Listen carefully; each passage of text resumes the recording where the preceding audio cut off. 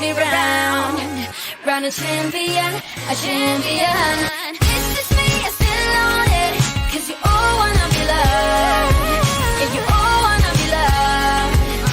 Y'all, that song literally lives rent-free in my head. Like, I try to get it out, but I can't. Welcome back to the Crimson Dynasty. I'm your host, Cishi, and we have a hot show tonight. So essentially, Crimson Dynasty, we're the sister channel of the Bama Standard Network. We're one of the newer channels. We actually have two that have actually, come on after us. So I think we're going to be picking up speed and maybe add a couple more shows. Who knows? But thank you for visiting for those who are new here. And then those who have been here before, we really appreciate your support. Be sure to go ahead and hit that like button and also subscribe and hit that notification bell so you don't miss any videos. We have hot content that drops like pretty much any day, anytime. So you definitely don't want to miss that. But then also make sure that you're dropping comments in the live chat. I try to keep my eyes on it, but maybe if I miss one or two, I know Hannah and Dan are going to catch it. So be sure to light up that live chat. If you have any questions tonight, like I said, we have a hot show tonight. So we're not going to waste up too much time, but just for a really quick introduction, we want to give a shout out to our sponsor, Workspace Solutions. So we have their website listed below. If your company, or even if you as an individual, if you need a full-fledged marketing team or just to enhance your digital presence, be sure to reach out to them directly. You can actually check out their website, see if they have anything that you may need, and then contact them and let them know that you came over from Crimson Dynasty. I'm sure they'll appreciate it. So without further ado, we do have our co-hosts on. I'm so happy to have both of you here. I know, Hannah, you were out last week, so it's great to have you back. And it was awesome to see you in Tuscaloosa. We had a great time. Yeah, that was awesome. Dan, we missed you, but we'll have to plan something else. But just a quick introduction. So we do have Dan James IV. So he's the lead recruiting analyst for the Bama Standard Network, and he also joins the Final Whistle every Tuesday night. Really funny. Sometimes he'll drop a sermon. He'll take us to church. So you just never know what you're going to get with him. But be sure to check out the Final Whistle every Tuesday night. And then we also have Hannah Stevens. So she actually joined our show a few months ago. Now she's been on a lot of college football shows. She has some podcasts. She's on a radio show, ESPN Radio, actually in Huntsville, Alabama. So she's doing her thing. So it's definitely great to have you here. Now, right before we introduce our guest, he's not a new face. He was here actually 2 months ago when we kind of did like this early preview of the NFL draft. But because we got so many good reviews and feedback, and it was such a great conversation, we definitely wanted to have him back on. And it's so ironic because he hit us up as well, wanting to run it back, and it was like perfect timing because we knew that we needed to have you back. So I'm gonna introduce you in a minute, but I wanted to quickly give the Alabama fan base just an update on where things are as far as the portal. So we know that it reopened on the 16th of this month, right after 8A. It's kind of been some moving parts and maybe a name or two that we didn't really expect. So of course, the offensive tackle, Caden Proctor, he's back in Tuscaloosa. We kind of figured he would be. He kind of, put it out there. And so it's official now. But then we also learned that Curtis Perry, defensive lineman Curtis Perry, and then Brockemeyer, our center, James Brockemeyer, they've entered the portal. And that's like literally as of the last like 24 to 48 hours. So that's some interesting news, particularly regarding Brockemeyer. And, we'll see what happens there. I know we have Parker Brailsford from Washington, but of course, we're going to have to add some depth there. And then also the kicker that we just got from Miami, Ohio, Graham Nicholson. So this guy, he actually beat out Will Reichert last year for, I think it's the Lou Award, the best kicker in the nation. So this guy is really good. Just go look at his numbers. Like it speaks for itself. So I think that that's a great addition, and we'll have a little bit more. Yeah, Lou Groza. So we'll have a little bit more depth there. But then since we're talking about the portal really quickly regarding basketball, so we did pick up the former guard from Auburn, Aiden Holloway. So that's awesome. And shout out to those Auburn fans that be in our chat. Like we said, y'all don't do nothing but lose. So of course, no one wants to stay there. It's just kind of like they're going to go where they can to actually win, and it just is what it is. And then this weekend, we'll be having Clifford from Rutgers, number 3 center in the transfer portal. He'll be visiting Alabama this weekend. So shout out to him. And we are just going to jump right in because we have a lot of questions for you, Spencer. And I know you have a lot of answers. So let me just quickly introduce you. I know that those who have seen you here before, they're excited to hear the new information that you have to share. But This is Spencer Charles III, and he joined our show. I believe it was like around February 20th or 21st. So be sure to go back and watch that episode if you haven't checked that out. But he's a certified NFL sports agent, and he's worked with numerous collegiate players to help them essentially move on to the next level. So it's not just about their NFL career, but it's also them developing as a person. He's based in Atlanta, Georgia, but he does have roots in Alabama, and he has his MBA in sports management and then a dual bachelor's degree in finance and marketing. He's with Agency One Sports Group, which is essentially a full-fledged sports representation firm, and they specialize in NFL and talent management. So, their services range from like contract negotiations, marketing, pretty much everything in between. But I heard that you had worked with like certain record labels in the past, like So Def, Virgin, Bad Boys, which is pretty dope. I think that's really dope. So I don't even know if I told you the information. You don't. I'm a huge researcher, so I did some digging. I'm like, wait a minute, that's really cool. That's really He cool. also knows your social security number, your address, and your bank card number. So you better be careful. No, I don't need that. I'm just kidding. No. I have a friend that worked with a huge Empire Records, and so we're like kind of plugged in with like the who's, because it's not a lot of people that can connect with the bigger, labels. And so when I saw that, I'm like, okay, that's really dope because it's not easy to get in with them. But then also you received some accolades from Coach Saban and Kirby Smart. So that's pretty awesome. Now, I do want to just welcome you back. And just so that the viewers know, I know we mentioned it in the last episode that you were on, you have worked with DJ Dale, which, of course, is a former player for Alabama. But then now you're working with Jaden Daniels, the quarterback from LSU. So welcome back. I know I've said a lot, but it's so great to have you back on. Before we jump right in, do you have anything in particular that you want to mention to our fan base, or anything that you want to call out before we get into the questions? So a couple things. I do have roots in Alabama. Mom and dad are from Greene County, Utah, Alabama, which is Bo Scarborough's hometown as well. So technically I can't root, but on Saturdays, let's just say my heart pumps crimson. But I try to remain impartial. But, got an affinity for Alabama just because of my family roots. And then honestly, like I said, I was a high school coach, just to be short. So I got in this business because I had a lot of coaches who were sort of fathers to me. And I actually take pride when I do get the opportunity to work with guys from Bama. And the one thing I do want to say to your audience, whether a guy goes first round tomorrow, sixth round tomorrow and drafted, it's a lot of pressure on these young men. They've put their whole life, work, effort, pressure to take care of mama's, daddy's, family. So it's a lot of pressure on these young men. A lot of men are going to realize their dreams. Some are going to be disappointed and, have to keep fighting to keep their dreams alive. Yeah, I agree. I think, a lot of times we get so hooked on, who's going to go win. And you see all these mock drafts. And now I think, the conversation that we had the last time you were on, when you kind of did the breakdown of the difference in pay, even within the first round, and just kind of it's a pretty big difference when you really think about it, because not everyone may get, endorsements and things like that. So when you really think about the implications of, maybe you thought you were going to go in the first round and you don't go until the second or third. So just what that looks like. So what I'll do, I'm going to kick it off with just a round of, or at least with the first question, and then I'll kick it over to Hannah to ask, one of her own, and then we'll, go to Dan, and we'll just kind of circle around that way. And then if there's anything in particular that you want to kind of hone in on or spend time with, definitely feel free to do that. So the first thing that I want to get to is that, we know with the transfer portal, it sounds like it's been mentioned that the NCAA, they're basically allowing guys to,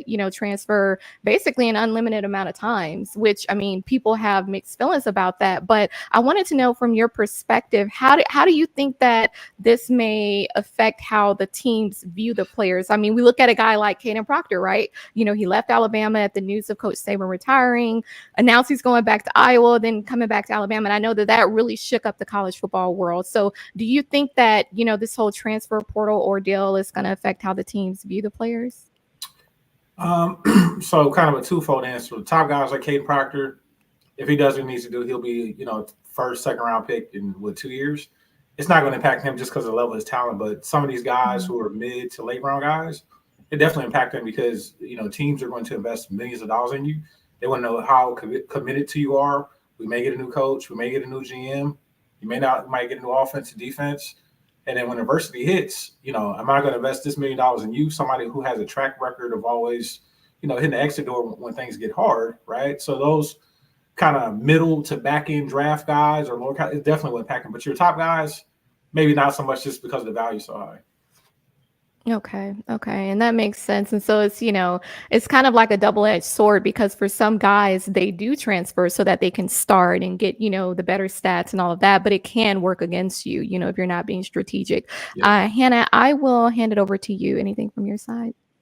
Yeah, I mean, I kind of guess piggybacking off that a little bit, I think with even news, let's just use Brockermeyer for an example, right? A guy who has been a backup, and I think that's kind of the question to ask is, why is he leaving? Is he leaving? Does that mean that Parker Brailsford is officially going to be joining the program, the Washington transfer? Does Brockermeyer not want to be a backup? But, if you're a GM, right, like if you own a team and you're looking at someone, let's just use an example. Let's just the elephant in the room, so to speak, right?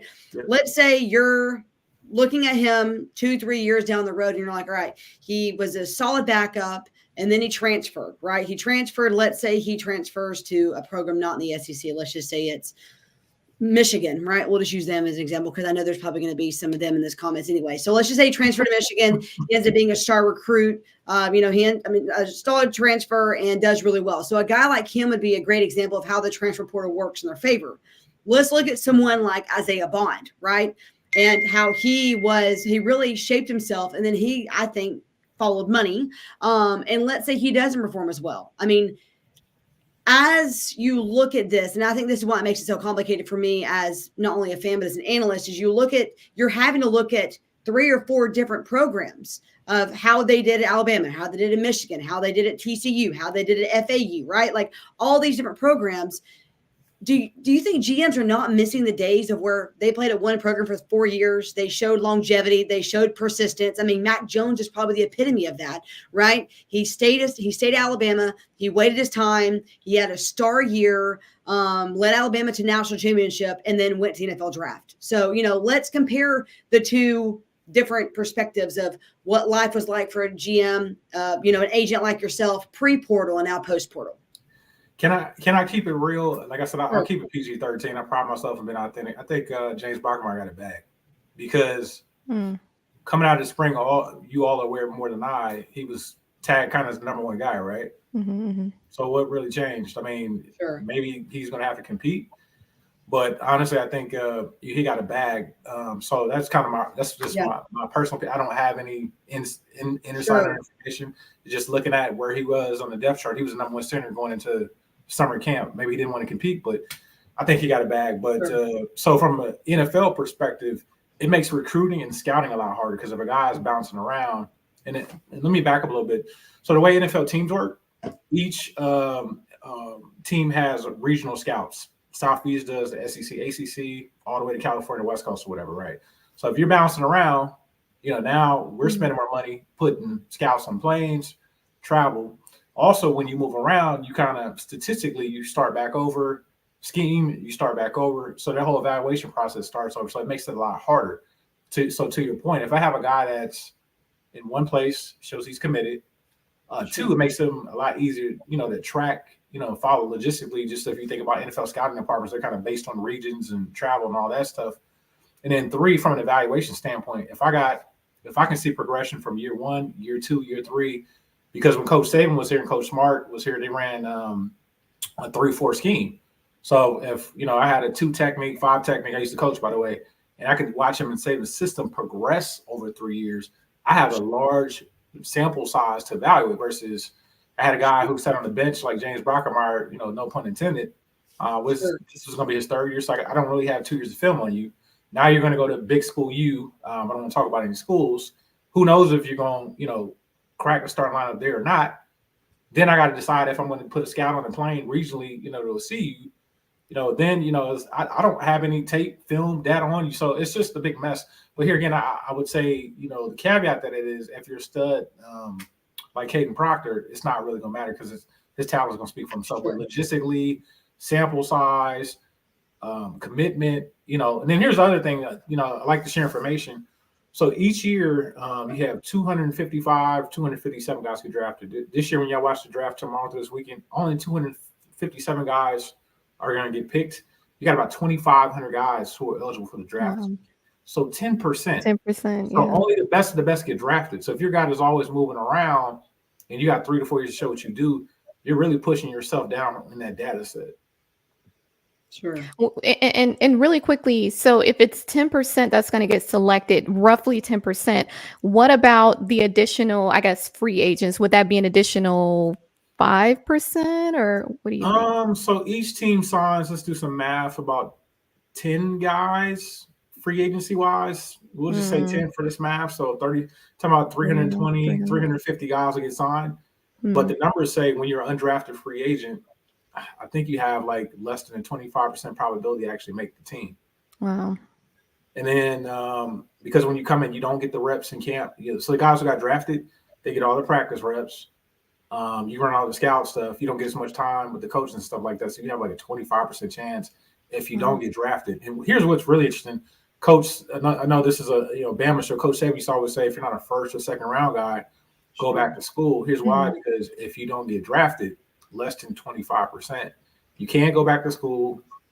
You came out a year early. Now what are you gonna do? Yeah. I mean, thank God you have what is it, the UFL now, things like that. Yeah. And I respect all sides of incomes, but those guys are only making $50,000. Most guys who come to college, any women play professional sports, want to make 6 and 7 figures. So it's an interesting conundrum. Yeah, well, it's very interesting. Dan, you're on mute. Did you have any questions? Yeah, I was gonna say if you went to Auburn, you could always pick up a broom. Yeah. I think they probably pay higher than some of these other leagues, but it if you're not a stud, bottom line is with the transfer portal, just pertaining to this topic, it just makes the scouting process a lot harder. And then if you think of only 255 guys out of a 2,500 to 2,000 data set, you're buried down because you're always starting over and all that good stuff. Right. Dan, I'll hand it over to you. Yes, as far as the Brockemeyer, I was pretty surprised by that. Curtis Perry, I wasn't surprised. I think he just got passed up. Both of those guys, been in the program a while.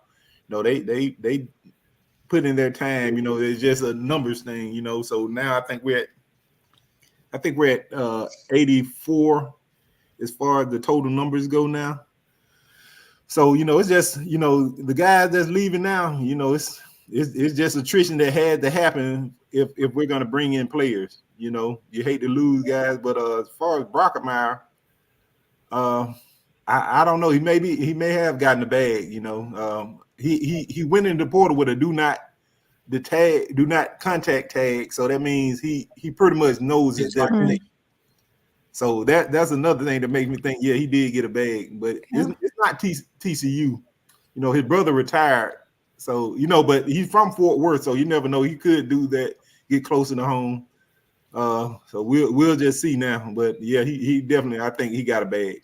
See, and if I could jump in and think about getting in so the portal is interesting. We're talking about the transfer portal. If you look at what Ole Miss did, I think they hedged and protect their guys because I think this is an assumption. I can't quantify or prove this, but Brockemeyer put up good tape during the spring game during A-Day, right? So what happens is now you get all these big universities who see a talent. Hey, we just had a spring game. We have a need for a center. You have all these collectives, right? Say, hey, let's put in an offer for this guy because what A-Day was about a week and a half ago. Yeah. So that either you were working behind the scenes being tampered with, number one, or number two, you put some good film and good tape out there and you sold yourself to the highest bidder. Because if you look at it from a factual standpoint, he had no reason to transfer. He's entrenched. He's been there 3 years and he was the number one guy going into summer camp. Maybe he didn't want to compete, but the math ain't mathing, as we say around here. Yeah, it's really not. But and I guess the way that you're wording it, it just sounds very strategic, which I mean, it makes sense to some degree. You just have to do what's best for you. But my thing is like, don't be motivated by just the money because you're going to get that anyway at some point. We do have a question from one of our loyal supporters, Ty Alexander. Thank you for the question. So, question for Spencer: as a top draft prospect, do you think it would hurt their draft stock transfer 2 to 3 times during their college career? I think you kind of answered that earlier, but just in case Ty joined a little later, essentially, and correct me if I'm wrong, but essentially you said, if you're projected to go in like the first or second round, maybe not much of an impact, but for those who may be projected to go later in the draft, it could really affect them. Yep, because you have a smaller sample size.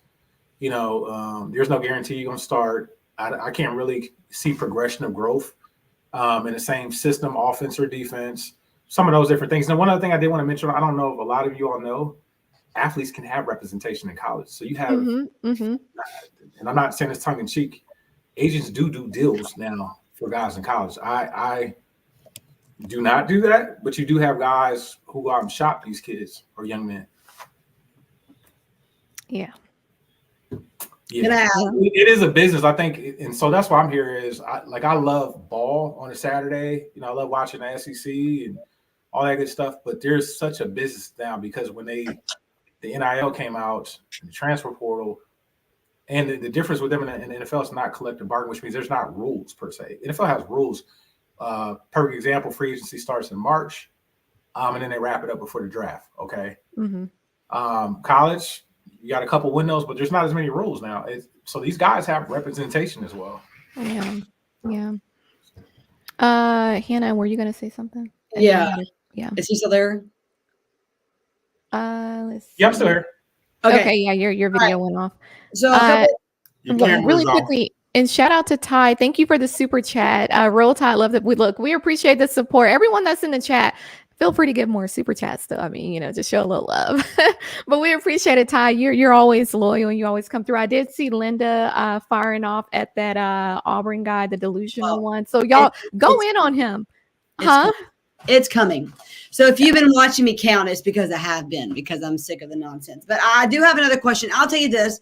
As we're talking, I'm adding these things in my head. So I'm sorry, I'm kind of going a little off script, but I want to go ahead and make a point. And I'm doing the math to ask you this question. And I want you to answer this question in a different perspective, maybe as an athlete that's being represented by an agent. Okay. So when you look since Saban's arrival, and I know he retired, but going from his arrival, we're going to start in 2008 and go into last season. Okay. So since then, because 2007, that was not Saban's team necessarily. That was players he had, right?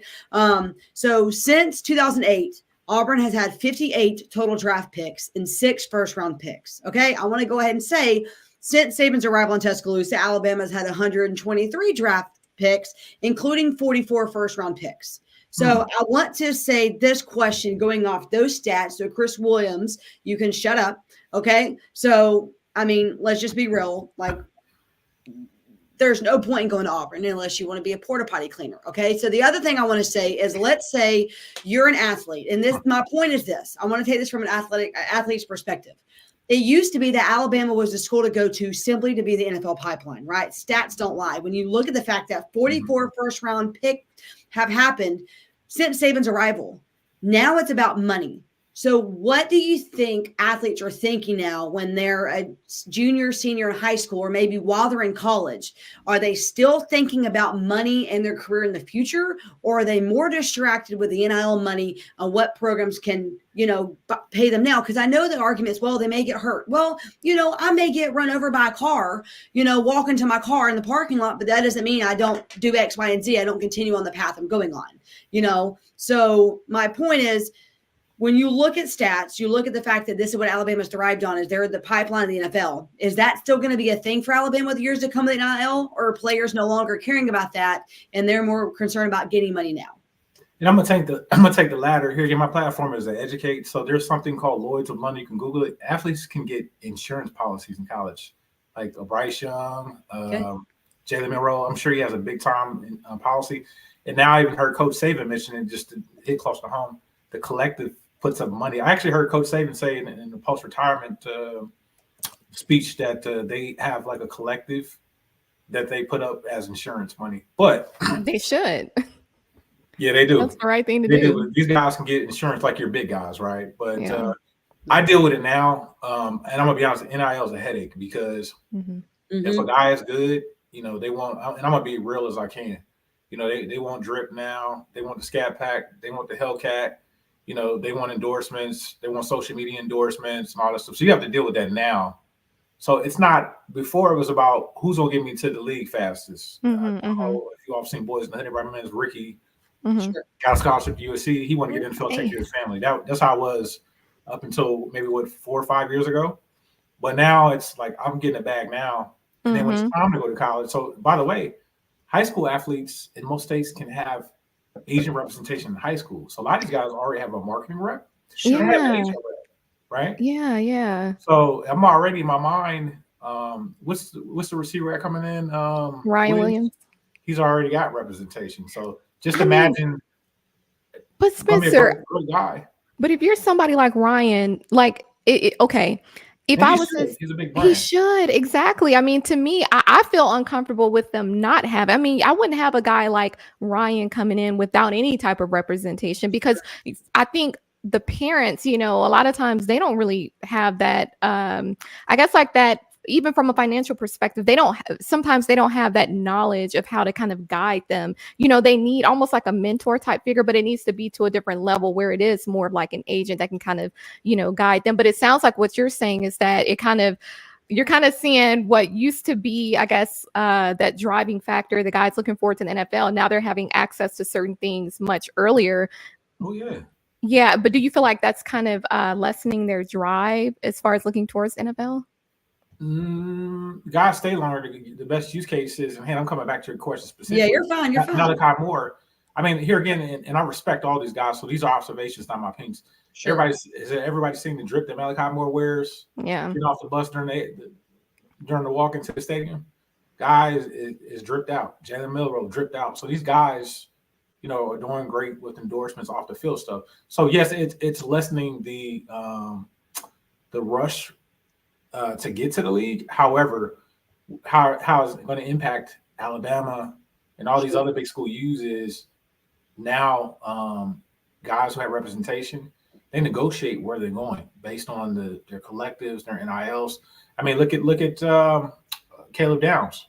Yeah, I'm not trying to air guys' business out, but basically you're going from one big school to another big school. Team that has not won a national championship. You're gonna go play in cold weather. Yeah. Being in Tuscaloosa, you're 3 hours away from your hometown, Atlanta. So, but my point is, guys, now it's a business. It's about a bag, because now it's like, well, how much you gonna do for NIL? What are the perks I'm gonna get? Exactly. All these different things.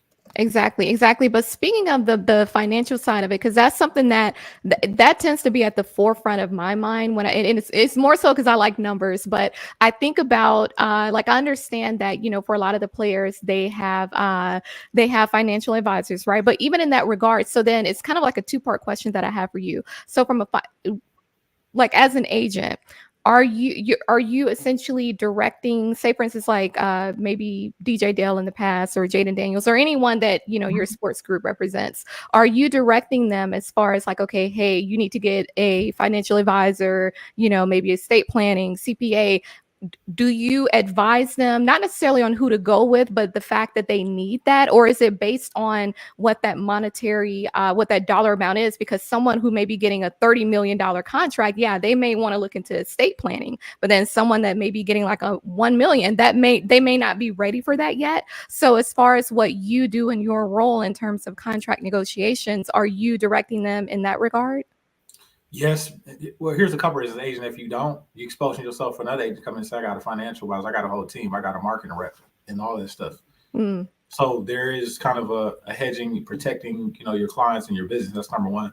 But number two, like, let's talk about the financial side, just to kind of educate everybody. I know the draft's coming up. So your top pick tomorrow, hopefully it's Jaden, or, if it's Caleb Williams, you get about $35 million guaranteed in signing bonus money. So the minute they walk across that stage, sign a contract, getting about 35 million. So your average first round guy tomorrow night is going to get anywhere about 15 to 20 million in signing bonus money, right? Mm-hmm.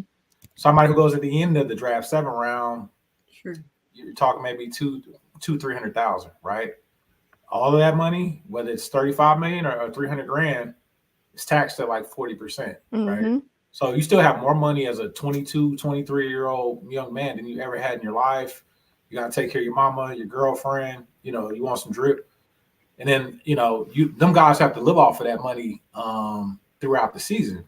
But what happens is, and I mentioned this on the last show, I don't know if everybody knows, and this is for the NBA and NFL, the average athlete for the NFL is broke and or divorced 3 years after their career. So the average guy retires around 27, 28 if he's lucky. So within 3 years, you are broke and or divorced. In the NBA, it's 5 years. I know we've heard some of the stories of, I think it's Joe Smith, who played in the NBA, whatever, and his wife had to start OnlyFans because he went broke. I think Joe Smith made over $65 million his NBA career. So the answer to your question is, you better have a financial advisor because your career is over by the time you're 27, 28, and you're going to live another 30, 40, 50 years. That money's not going to last. Exactly. And then the other thing is hyperinflation. So if I buy the cars, and we know about maintaining the lifestyle, right, in the house and all that, you can't pay them bills after, so you better get a fine. But it's hard to get these guys to listen because I never had this money, and I would have been the same. Let me enjoy and live my life.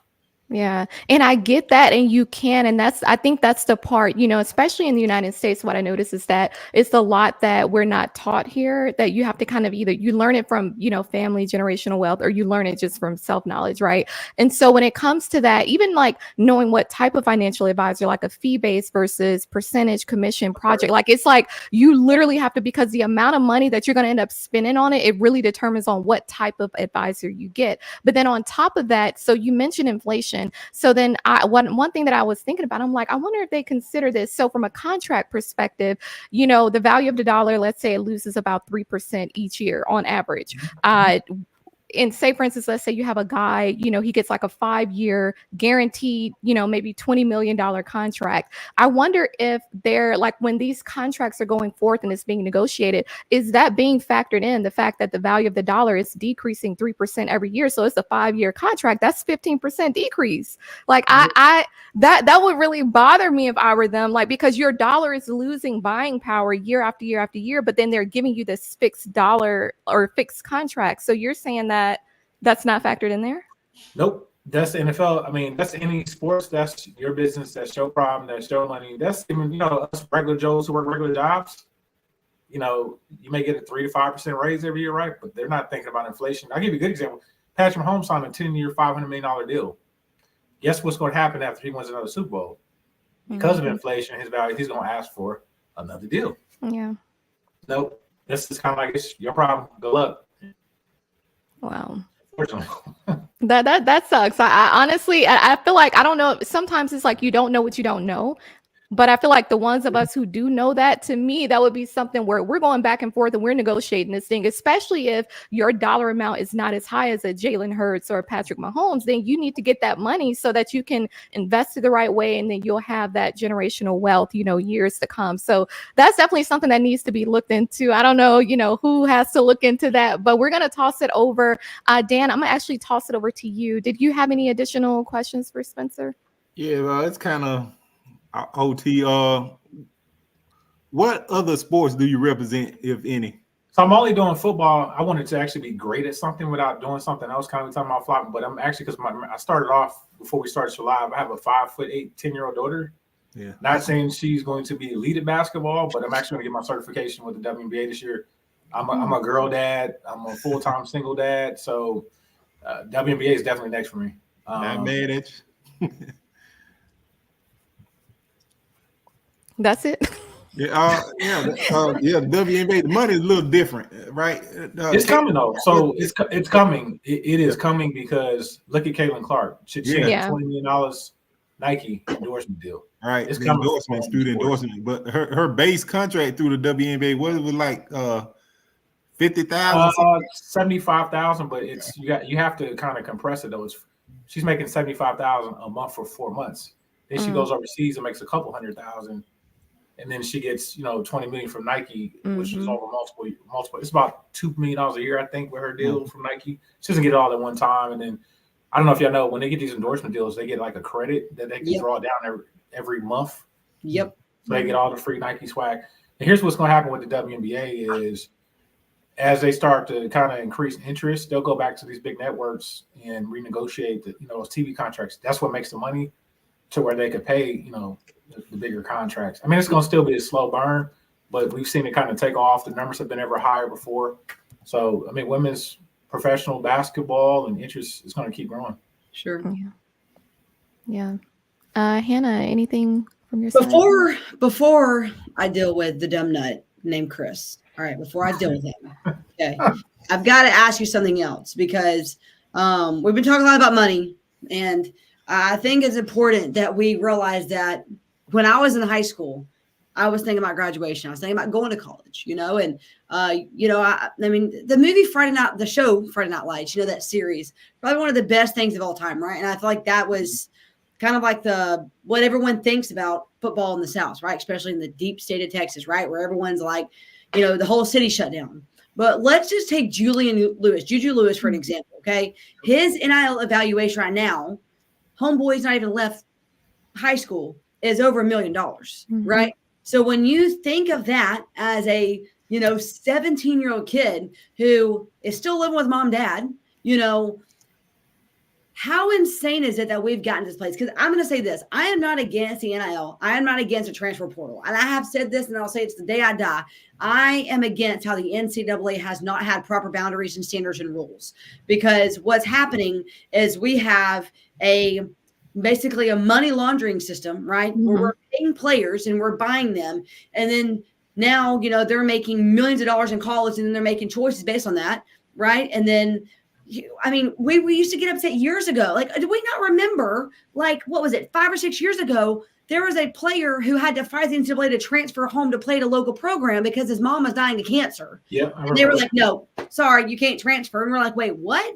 And now we're here players can just transfer. It doesn't matter for what reason. And so, I think it's going to be interesting to see. And my question for you is, how much different is it now? And I think Saban was right. And if we're going to be honest, I don't blame Saban one bit. And that man looks happier than ever when you look at him in pictures, that he is not having to deal with this, because I don't think we've seen the worst of it yet, to be honest. But we're starting to see that you're having to deal with 17-year-old players that are like, Coach, I'm already worth $1 million. You're saying I'm not going to play right now? Fine, I'll leave before I even get to campus. So when you look at the money part of it, how is it going to hurt college football's longevity and the purity of the sport before we even get to the fact that these players want to play in the NFL one day? What is it doing to college football now? I'll give you a great comparison. How many stars and players that we know in the Final Four? None to many. I mean, the women's, because what's the difference with the women's and men's basketball? To answer your question, in college. Yeah. Ladies have to stay 3 to 4 years, so we get to see them grow. We follow them, we get jersey sales.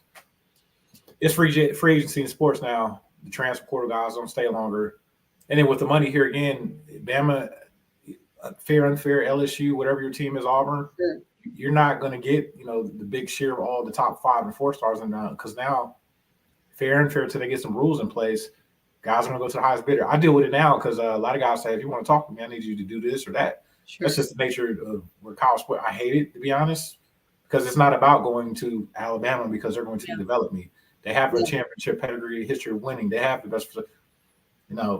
Such school offered me a scat pack and $2 million. Yeah. So, but now, going back to the NCAA men's basketball finals this year, the reason the ratings were so high with the ladies is we've been able to grow and follow these young women and all that good stuff. Men's Final Four, I mean, it was great, but half the guys, we didn't even know who they were. Yeah.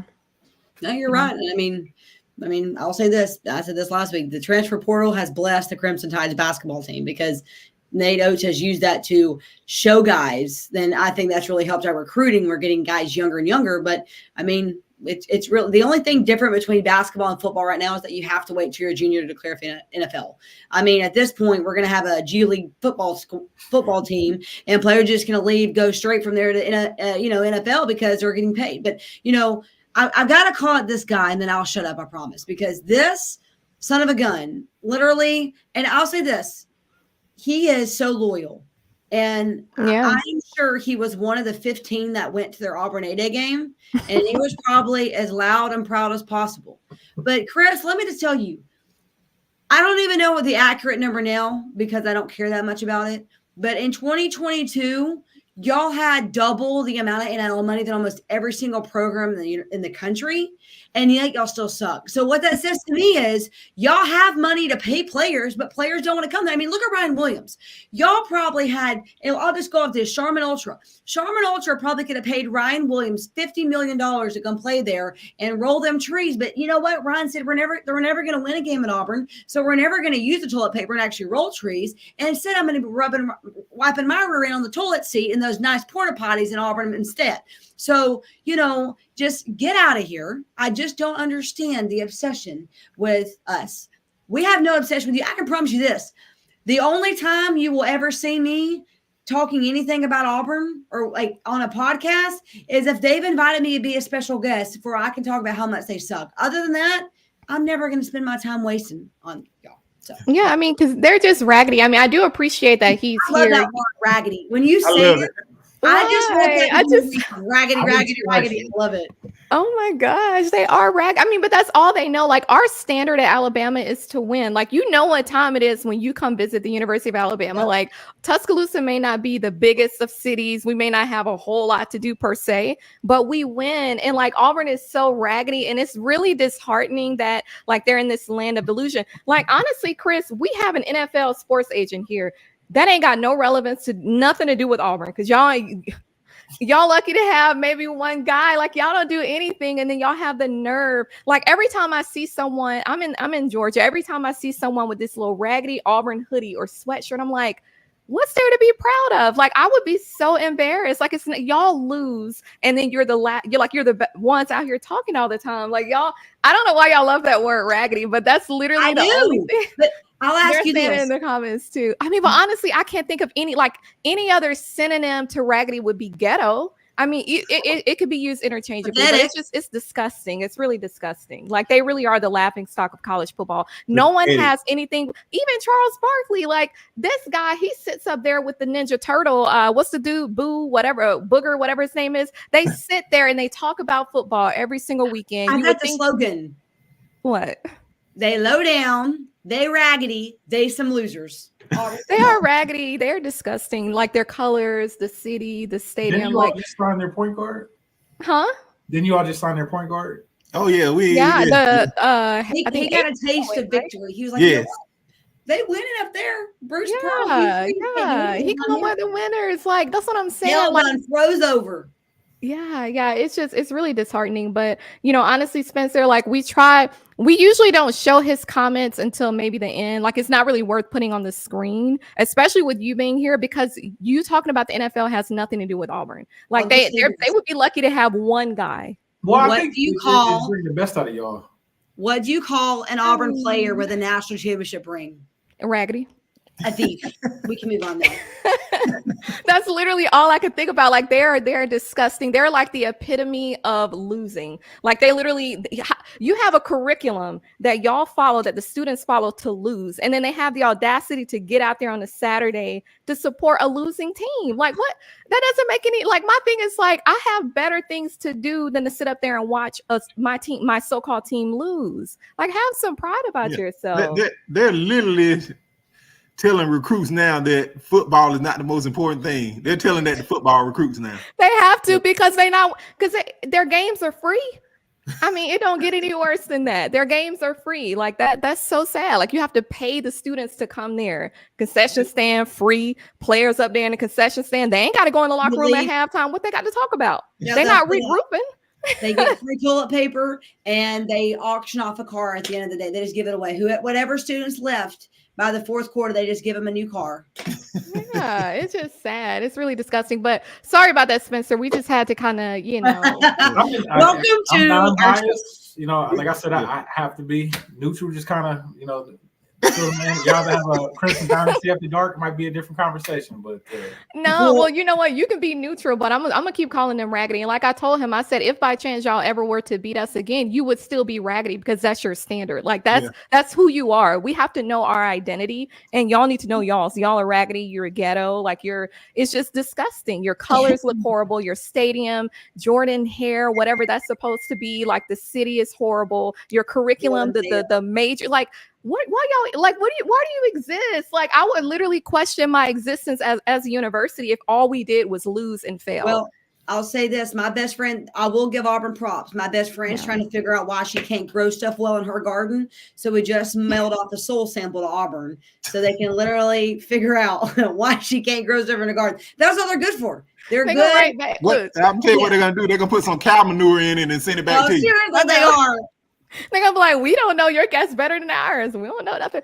Anyway, well, let's get back on the topic. We just had to shout out the little Auburn. You have to give her 10 minutes. You have to give her 10 minutes of show, Spencer. I'm sorry to go in on Auburn. She needs to get that out. It's all about content. As you say, it's all about content, baby. So yeah. I mean, you laughing though, so I could tell that you agree, but of course you have to be neutral. Now I know you're not representing any Auburn players in this draft, so we know that much. So you got to worry about it, man. You know, it ain't no prospects in Auburn. And he's representing the Auburn water boy. You go ahead and burn that bridge. You can burn that bridge to the cannon. I plead the fifth. They ain't got nobody to represent. That's why he ain't here talking. They have none. Look, anyway. So back to the subject at hand. So I did want to ask you because you mentioned endorsements, and so I kind of want to learn a little bit more about the endorsements. So one question would be, now I know you said the last time you were here that typically if the guy is not projected to go in the first or second round, you personally would let them know like, hey, I think you may need to consider, going back, to school. Now, say for instance that they don't have any more eligibility, so they have to go, to the draft. Now, are endorsements, are they only available to like first and second rounders, or is it open to anyone that's drafted within any? It's open to everybody if you have marketability. Okay. But so college wise, they want, the guys who draw the ratings, so you get your car dealership deals, your athlete apparel deals, they want people who do the numbers, right? That's just kind of what it is. And then some of your trying to be diplomatic, your guys who, maybe second teamers, third teamers, usually they get like mom and pop shop deals, whether it's like a chicken shack or, they do autographs or car dealerships, things like that. So it's all about your marketability because nowadays, like to be a little more technical, when you negotiate college guys or pro guys, they want to know your number of social media followers, appearances, things like that. So they look at a lot of the data. And if you don't have like that data from a quantifiable standpoint, you're not getting a big deal. But here's the thing, though, from a school's perspective, since we're talking about college, I want to talk about the Asian business. Every kid thinks he should have an NIL or endorsement. So if you're trying to recruit a kid, and he may just be a backup guy you want on your team, it's like, hey, well, what are you gonna do for me? I might not be able to get you a deal with Nike, but I can get you, some product endorsement deal at Dreamland. They want you to show up every Saturday and take some pictures. And, they're gonna give you $1,000 stipend every month. So every kid, to your point, with NIL, thinks they're special. You better make them feel special. But it's all about marketability. Here again, if you're not a quantifiable guy, a big numbers guy, you're not getting an endorsement deal. But you can't tell from my side of the business or school, you can't tell a kid that though. Mm-hmm. Yeah, that makes sense. Okay, well, I know that we're nearing time. So, Hannah, I'll pass it off to you and Dan. Any final questions from your side? Yeah, I guess I asked you last time, I think, what if you could have one player, ever in Alabama history, who would it be? But I guess my question for you this time is, who do you think, let's just talk about Alabama, only Alabama. Which player do you think has done the best job, let's say, raising their draft stock since the season ended? What player are you kind of looking at? Be like, he's really done this, or is it Arnold? Or you're looking at Kool-Aid? Which players are you looking at? Be like, they've really done. I think we'll probably all say the same person. It's Terrion Arnold. Sure. Terrion Arnold was going into the season to be short. He was mid to late round guy. Guy's going to be the number 1 and 2 corner off the board. Yep.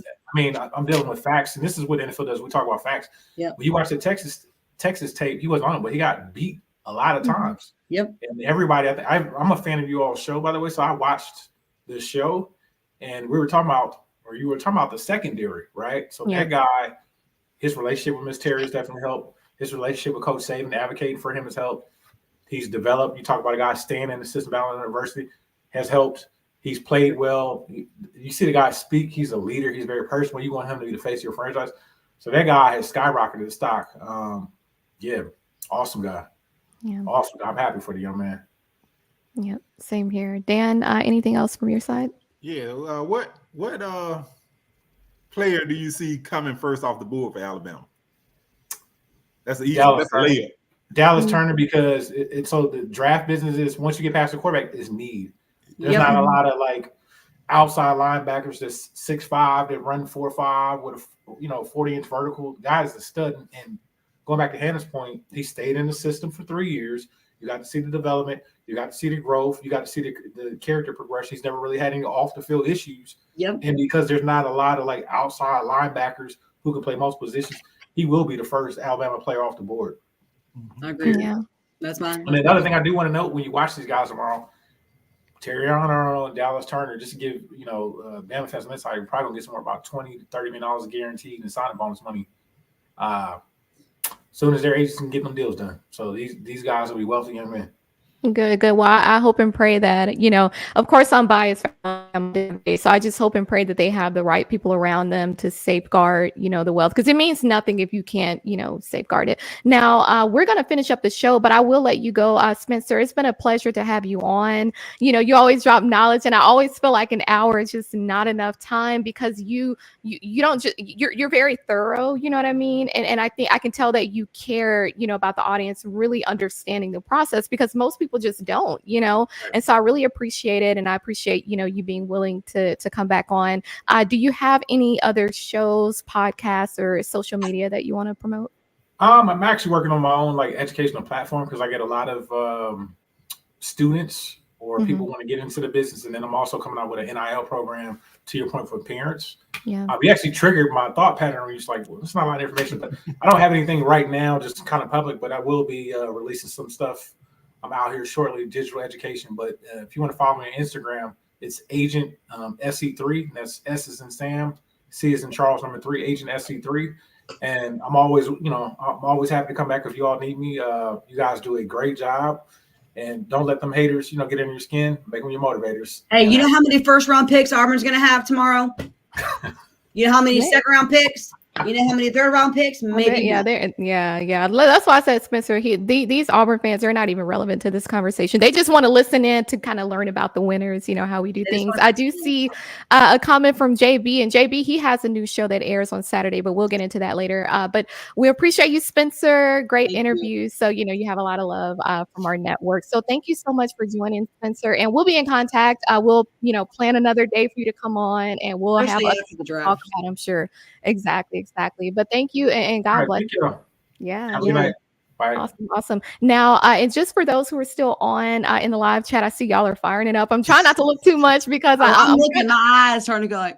Okay, well, let me know if we need to call anything out really quickly, though. I know that, we talk about your game day not being complete, of course, without the title towel. Be sure to go ahead and order yours from whitwillsports.com. Make sure you have it well before the season starts, and use the promo code STANDARD for an exclusive discount.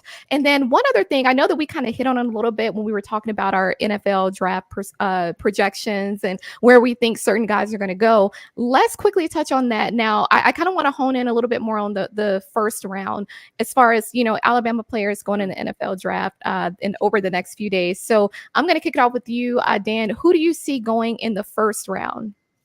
Okay, we talked about it yesterday. We got 4 guys I'm rejecting in the first round. You start with Dallas Turner. Then we got the 2 corners. We got Kool-Aid and Terrion. We got Jase Latham. A outside possibility is Chris Williams. Chris Braswell. I got Chris Williams. Why is his name even fly out my mouth? But Chris Braswell, just because he plays a premium position. Yeah. It's a possibility some team may trade up late into the first round. They're looking for a pass rusher. He's an excellent pass rusher. But those are the 4 that I got going in the first round. Okay. Hannah, what about you? No, that's the same. And literally in that order. I'll say this. I think if there's one player who is a steal of a deal in the draft, it's going to be Will Reichard. And I think you've seen that this year in many clutch games, how missed field goals cost them the game. So I think getting a guy like Will Reichard, who is, and I think the best thing about him is it wasn't that he didn't ever miss, but he very rarely missed and then missed again. He was able to get composure, get back into his mindset. And for me, that is what a lot of teams are lacking. And I think when you can have a great quarterback and great running back and great wide receiver, teams they're set for life, but special teams wins games. And so for me, I'm excited to see where Will Reichard ends up. But yeah, there's nothing to double. So I'll just say what Dan said. Yeah, agreed. Yeah, same here. Dallas Turner, JC Latham. Of course, Dallas Turner, I actually could see him, of course, in the top 5. I think JC Latham in the top 10. Yeah, and then Terrion and Kool-Aid shortly after. Now, I do like what you said about Will Reichard. He is the best kicker, and I think the Rams will probably get him. Yep. And then, I did read, like, there are some projections basically saying that Jase McClellan will go undrafted. I don't see how. I definitely think that there are teams that need him or need his capabilities. And in my opinion, he's the best running back, in the draft. Look what happened to Gibbs. I mean, when you doubt Bama boys, I mean, a lot of people are like, when he got drafted, they're like, who's this kid? Because, I mean, he obviously was a transfer. But it proved to be one of the most, it was probably hands down one of the most underrated draft picks. That was one of the most successful this past season. So for me, I'm looking for a McClellan to be that type of player that's very underrated. And I think maybe even underutilized at Alabama, but has a really great chance of being a star player in the NFL. Agreed. I'll piggyback off of what you both said. As a Ravens fan, I'm really looking hard at Jase McClellan. Mm-hmm. Yeah, they have Derrick Henry, but as you know, the Ravens are a back by committee type of offense. Yep. Jase McClellan would be the perfect part B to that rushing attack. He can Derrick that rest he needs after Derrick him up. Jase can continue to lower that shoulder, drive through the defense, but he can also shake you. He can also catch the ball in the backfield.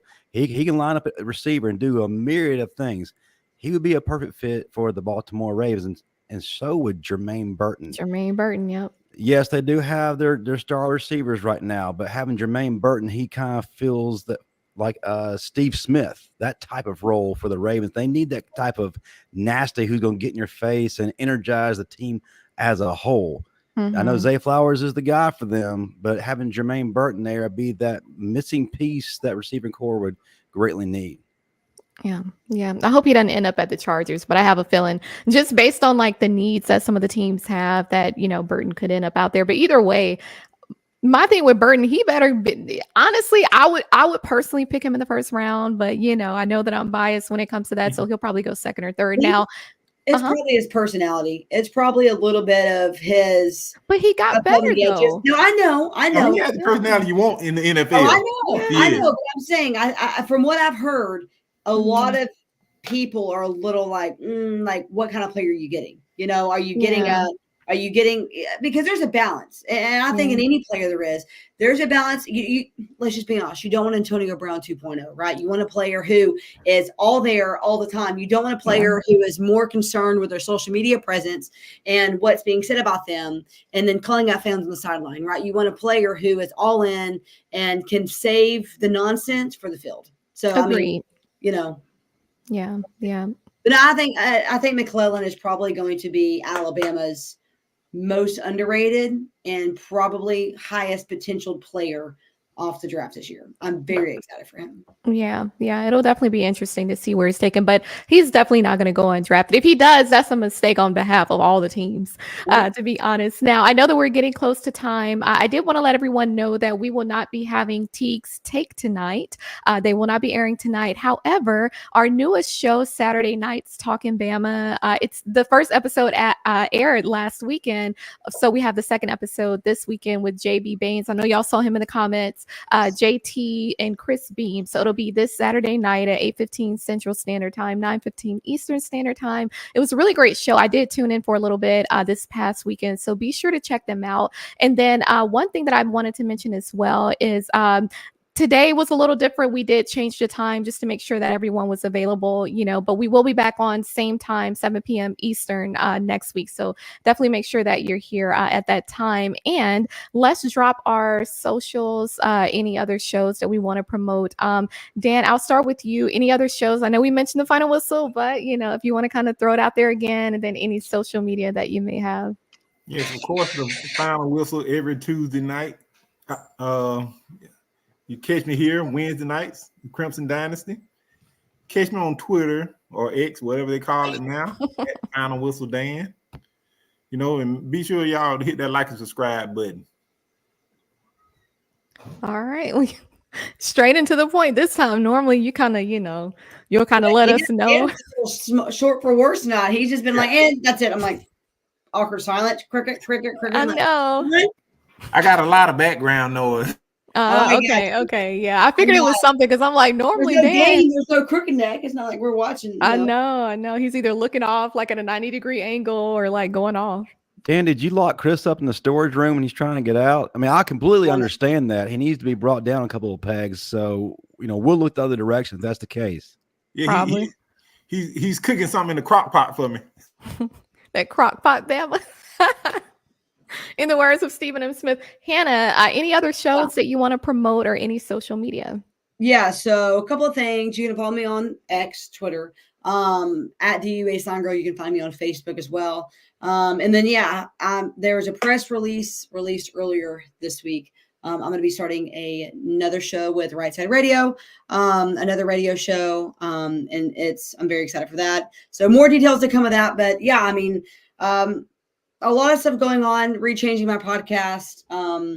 And I think I'm going to be starting another one very soon, but I can't give those details out yet. But anyway, that's basically all I got. And like I said, I love doing this. I'm so honored y'all brought me on to be a part of this show. And yeah, I mean, it was really cool getting to meet you and Justin and, Bo and all the guys in Tuscaloosa. So, it was a lot of fun. Dan, we missed you. So I think we need to do it again. I think there needs to be a game this year that we all go to. No, I'll be back in Tuscaloosa soon. Hold on one second.